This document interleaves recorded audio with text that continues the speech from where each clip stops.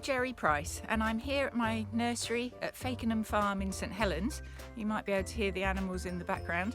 The nursery is called the Coastal Gardener and we propagate and sell plants suited to the maritime climate here on the Isle of Wight. So most of our plants are tolerant of salt and wind and will cope really well with these conditions. They also have the huge benefit of being here, where the climate is so much milder than it is in many other parts of the country. And when I moved here from Nottinghamshire about 14 years ago, I was astonished at the range of plants you could grow. And not only the things that you could grow, but the things you could leave out all winter. And fairly soon, I was introduced to echiums and other wonderful things at Ventnor Botanic Gardens. So since then, I've been growing lots of those plants. But in recent years, I started to have a dream. And I'd like to share that dream with you. What I'd like to do is to plant an arboretum of trees that may or may not survive in our climate, particularly as temperatures rise and rainfall falls, although perhaps with winter wet and really dry summers. So I've started collecting a range of trees that I would like to plant as an arboretum, and that's a kind of museum of trees, I suppose, but a living museum that could be used for research too. But also I want it to be open to the public so that all of you can come and see it. So now I'd like to introduce you to some of the trees that I'd like to plant. So I'd like to introduce you to some of the trees that I've been collecting and growing that I'd like to plant somewhere to make this arboretum. So most of these are Mediterranean plants, and they're things that in some cases I do know will grow here, but I don't know how well they grow, and in other cases I don't know if they'll survive here at all, but I can't wait to find out.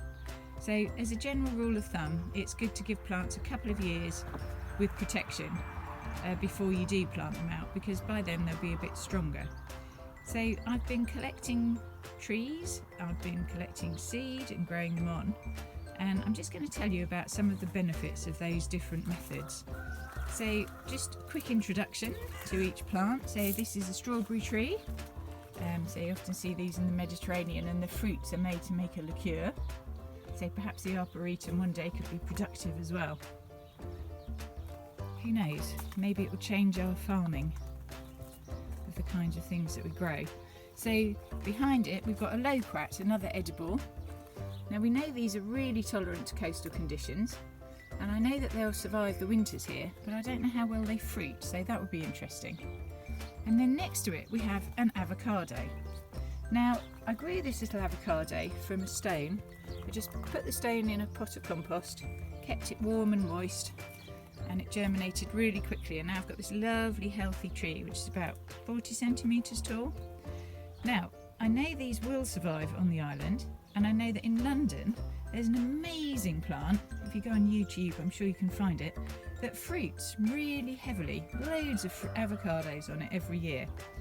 Now the thing with avocados is some varieties are self-fertile, which means you only need one tree, but others need a male and a female in order to pollinate the flowers and get the fruit. So if you really want to grow it as a crop, you'd need to look into that quite carefully. Now I grew this ginkgo from seed. Now we know this will grow on the island and we know that it's hardy, but it's just such a great tree that would have to be included in any arboretum of semi-exotic trees. Now I grew this from a seed, even though everyone said you couldn't do it. I did it and I was really pleased. But there is something about growing plants from seeds that you should know, and that is that some plants, particularly fruit trees, don't always come true from seed. Now that means that if you eat your Granny Smith apple and you pop the seed in a pot, same's true of lemons I'm afraid, and lots of other things, you'll get a plant, and you'll get the same type of plant that you sowed the seed of. So an apple pip will definitely grow an apple tree, but what you won't get is a Granny Smith apple. And that's why lots of fruit trees are grafted, and that means you cut a piece off one tree and you bind it to the rootstock of either another apple or even potentially a different type of tree. So if you were going to go into the production of locrats or say kiwis or avocados on the island, you'd need to really check out where your seed had come from, or whether you could buy a grafted plant so that you could be sure that the trees that you were going to grow would be really productive. So here we've got a couple of tiny trees that have been grown from seed, and these will be very familiar to you if you've been to Portugal. So this one is a cork oak. So these grow to be enormous trees, and after about 10 years the bark is stripped off and used as cork to make cork for wine bottles or for building and so on. So I know there are cork oaks on the Isle of Wight, but I don't think any of them have ever got to the size where they could be used as a productive tree. Now my dream, as I said, is to have an arboretum where all these trees grow and we can study them and see how they perform over a long period of time. But to do that we need some land, which I certainly haven't got. But if anyone's got a spare acre of land that they'd be willing to donate, I'd love to hear from them.